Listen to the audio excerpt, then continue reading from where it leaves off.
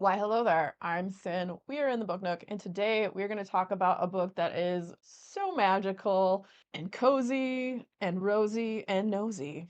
It might just be my new favorite cozy read, and that is The Spellshop by Sarah Beth Durst.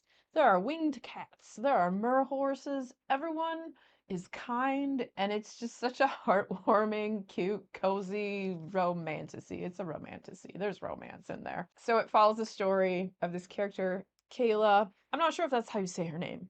It's Kiela, and I wasn't sure if it was Kyla or Kayla or Keela, but in my brain, I was saying Kayla, so I'm just going to go forward saying that. Please let me know if that is incorrect because I honestly don't know. So the story starts out and it follows Kayla. She works in this library in the city of Elysium, and the library is like the crown jewel. There's all this knowledge there. There's treaties and historical texts and spell books and a bunch of other stuff, but there's been an uprising and war is coming to the town and getting closer to the library. So Kayla and her assistant, who is a plant, a spider plant, mind you, named Kaz, they work together and they've been taking certain like spell books and stuff onto one of the library boats just in case the crap hits the fan, you know? Always good to be prepared. So she's been removing some of her favorites, ones she thinks are important, and so there's several crates of those down in this book. Well, all of a sudden, it seems that one of the floors of the library is on fire and that war has come to the door of the library. And Kayla's kind of like, she didn't really believe it was going to happen, but now it's happening and her and Kaz have to get the heck out of Dodge. So they get out of there, they get down to the boat, and then they take off and they escape the war that's happening around them and all the stuff that's going on. So they're in the boat and Kaz is kind of freaked out about fish because fish eat plants and he's worried about falling in the water. And then Kayla's like, okay, we need to figure out where to go. And Kaz is like, what, you didn't have a plan? She's like, no, why would I have a plan for this? I didn't even really believe that we were going to have to leave. So, yeah. Luckily, as a kid, she had learned how to sail and knows how to sail a boat. And the library, too, they had library boats because they would deliver boats to like different people on different islands, like sorcerers or whoever, you know, and she would take the books to them. So she knows how to drive a boat for the most part. She decides she's going to go to Caltray, which is where she grew up. Her family had left there when she was 9 years old because her parents wanted to have a better life for her, more job options, so they moved to the city and then kind of never looked back. And so she's going to go back there and she's like, I think I might have a house there, maybe. Hopefully, we'll see. Hopefully, it's not all run down and falling over. So they get there, and there's still a dock to where her little house used to be, more of a cottage. But the dock, you know, it's kind of seen better days. Some of the boards are missing and whatnot, but they're able to get across it and they get up to the cabin. The cabin still has walls and a roof. It's got everything overgrown around it and not in the best of shape because it's been sitting there empty for years, but there's no squatters and everything seems like it has a good foundation. So, heck yeah. And she's like, all right, so the plan is get in here, avoid people, and try to figure out what to do next. She goes to bed and she wakes up in the morning and there's a man standing in her doorway with a scythe and she's like, what the heck?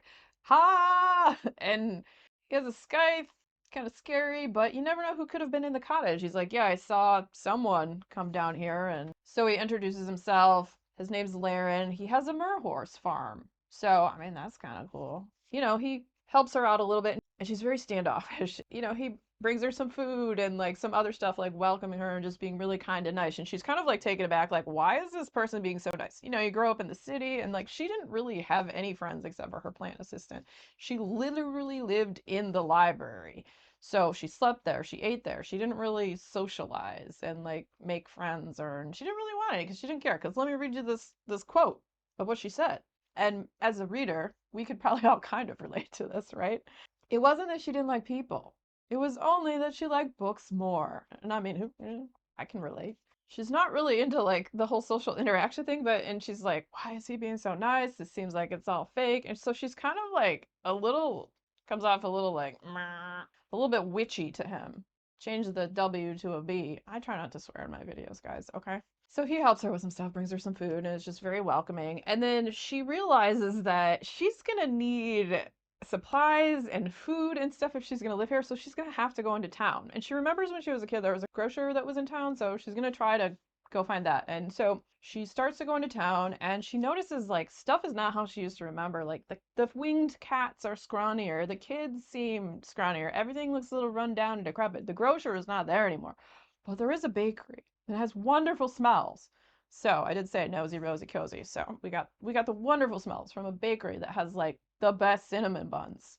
All right, so she goes in there. Everyone's super friendly and nosy. Slowly, she integrates into town and makes all these friends, and she has all these spell books, right? So maybe she could use magic to help out the island and the town, and like all the trees are dying, and so the emperor, this is why the whole place got overthrown, was hoarding magic, and he had stopped several years ago sending sorcerers out to the outer islands to like help these people with their crops and with this, that, and the other and keep stuff running.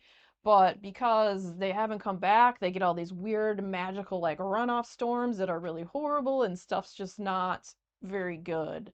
The orchards aren't growing, the fruit's not growing, stuff is like shriveling and dying. And so she thinks, well, maybe if I can help. So she starts simple. Also, magic is highly illegal, but since the whole government's just been overthrown and stuff in this other Elysium, she's like, and who the heck's gonna come to this island? She starts to help the plants to grow with the help of Kaz, and then decides, all right, well, let's make jam. Let's have a store in my cottage where we'll sell jam and then we'll sell remedies. Not magic, no words of spells, remedies. So it kind of goes from there, and all is going well. And, her and Laren, they get along, and she's obviously attracted to him. It's kind of one of those things where she, insert foot in mouth, she does dumb stuff, and eventually, she'll come around because that's how these books go, and it's super cute when she does. But one day there's a really horrible storm, and this woman almost dies and then washes up on shore. And then it turns out like she's an imperial investigator and that it seems like there's illegal magic going on and she's gonna have to make an arrest and she's like a horrible witch. But she's not a witch, she's a beep. And she's also freaking awful. She's accusatory and she's basically like trying to ruin the lives of these people who saved her freaking life. So, you gotta have some controversy, right? Can't be all sunshine and roses, but it's so cute. It's so magical and cozy and rosy and nosy. I loved it. I would love if there was another book after this one because I think there's some stuff you could do. So some of the magical creatures, you got the more horses, winged cats. You have centaur people, goat boys. There is a healer guy. He's got wings and can fly. There are spirit bears. There are spirit bears that live in the trees. They're like these like cloud bears. And it makes me think back to, so I used to play World of Warcraft back in the day.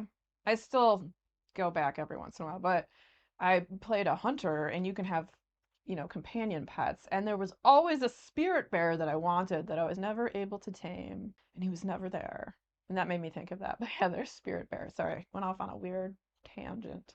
So yeah, if you want something cozy and magical and just freaking delightful and lovely that shows the kindness of people who take care of each other and, aren't jerks, aren't evil a-holes. It was kind of a vibe I needed right now. So one of these days, I'm going to do another like cozy book video, and that one's definitely going to be on the list because it's fantastic. So I would highly, highly recommend The Spellshop by Beth Durst. Super cute. Also, if you're a fan of cozy books, the next video coming up will be about another cozy book. So stick around, check it out. And if you enjoyed hanging out today, hit that subscribe button, come back, see me again, and we'll talk about more bookish things and weird stuff.